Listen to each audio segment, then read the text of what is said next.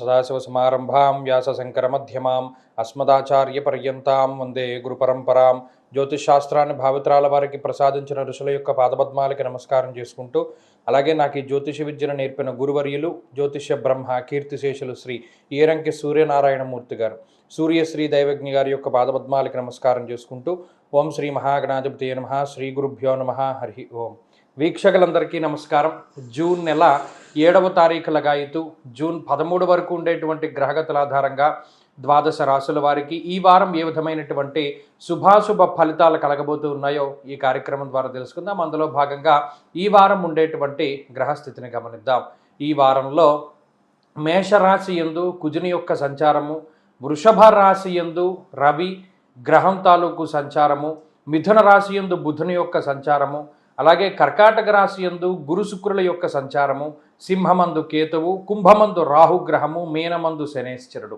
అలాగే చంద్రుడు ఈ వారంలో కుంభరాశి మొదలుకొని వృషభం వరకు సంచరించబోతూ ఉన్నారు. ఇటువంటి పరిస్థితుల్లో ద్వాదశ రాశుల వారికి ఏ విధమైనటువంటి ఫలితాలు కలగబోతున్నా తెలుసుకుందాం. అందులో భాగంగా మొదటిది మేషరాశి.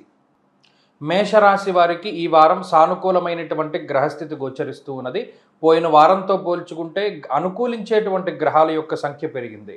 ప్రత్యేకించి చతుర్థ స్థానమందు శుక్రగ్రహము ఉద్యోగం పరంగా, విద్యాపరంగా, లేదు గృహపరంగా, లేదు శారీరకంగా ఉండేటువంటి అనేక రకాలైనటువంటి సమస్యల నుండి బయటపడేసేయడానికి ఈ వారంలో ఆయన చతుర్థ స్థానమందు దిగ్బలయుక్తుడై యోగించబోతూ ఉన్నారు.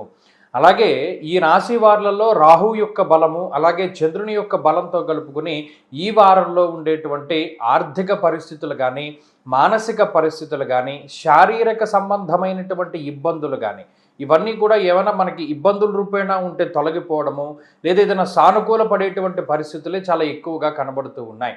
ముఖ్యంగా ఈ రాశ్యాత్తు 2వ స్థానమందు రవిగ్రహం సంచరిస్తూ ఉండడము, 12వ స్థానంలో కుజుడు సంచారం చేస్తూ ఉండడం వల్ల, 12వ స్థానంలో శనేశ్వరుడు సంచరించడం వల్ల, జన్మ రాశి యందు కుజుని వల్ల ఈ రాశికి ఏర్పడ్డటువంటి పాపార్గల దోషం ఏదైతే ఉన్నదో దానివల్ల శారీరక శ్రమ అధికంగా ఉండేది. గత వారము అంతక్రితం వారం చూసుకుంటే మేషరాశి వారు శారీరకంగా చాలా ఎక్కువ ఇబ్బందిని అనుభవిస్తూ, లేదా ఈ ఎండవేయడం యొక్క తాపానికి సంబంధించి అంటే డిహైడ్రేషను, లేకపోతే ఎండ దెబ్బ తగలడము, స్కిన్ ప్రాబ్లమ్స్, లేకపోతే ఏదైనా దెబ్బలు తగులుతూ ఉండడము, లేదా అనేక రకాలైనటువంటి శారీరక రుగ్మతలు గత 2 వారాల్లో అనుభవించి ఉన్నారు. అటువంటి వాటి నుండి ఈ వారంలో బయటపడడానికి ఎక్కువ అవకాశాలు ఉన్నాయి. ముఖ్యంగా ఈ వారంలో ఆర్థిక పరిస్థితి మెరుగుపడుతుంది. ముఖ్యంగా శరీరం కొంత ప్రశాంతతను పొందుతూ ఉంటుంది. మానసిక ప్రశాంతత ఈ వారంలో మేషరాశి వారికి దక్కుతూ ఉంటుంది. ఉద్యోగ వ్యాపారాల పరంగా ఉండేటువంటి విషయాలన్నీ సానుకూలంగా ఉన్నాయి. ముఖ్యంగా అర్ధాష్టమ గురుని వల్ల ఏర్పడ్డటువంటి కుటుంబ సమస్యలు ఏవైతే ఉన్నాయో అవన్నీ తగ్గుముఖం పట్టి కుటుంబంలో కొంత మానసిక ప్రశాంతత ఏర్పడడానికి అవకాశం ఉంటుంది. కాబట్టి ఈ వారంలో మేషరాశి వారు మరింత అనుకూలమైనటువంటి ఫలితాన్ని సాధించడానికై ఎక్కువగా సుబ్రహ్మణ్య ఆరాధన చేస్తూ ఉండడం చెప్పదగినటువంటి సూచన. ఈ వారంలో కలిసొచ్చేటువంటి రోజు శుక్రవారంగా చెప్పవచ్చును. అదృష్ట సంఖ్య 2, అదృష్ట వర్ణము తెలుపు. తదుపరి వృషభ రాశి.